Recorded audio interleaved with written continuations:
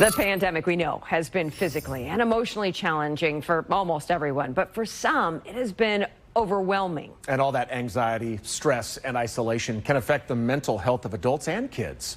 Doctors say there are some signs that you or a loved one may need help.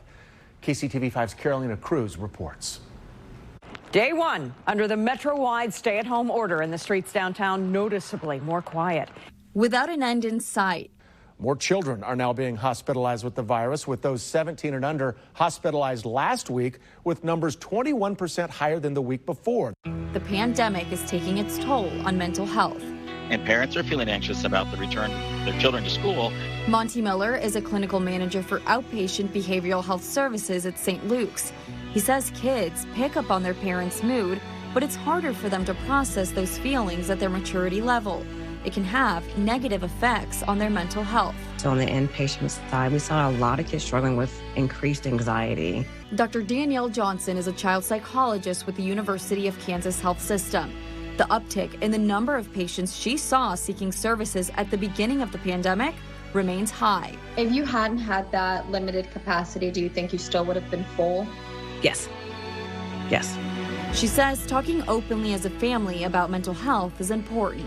Every child and teen responds to stress differently, but here are some signs you as a parent or guardian can watch out for. It includes irritability or difficulty concentrating, isolating from friends or family, unhealthy sleeping or eating habits, and unexplained headaches or body pains.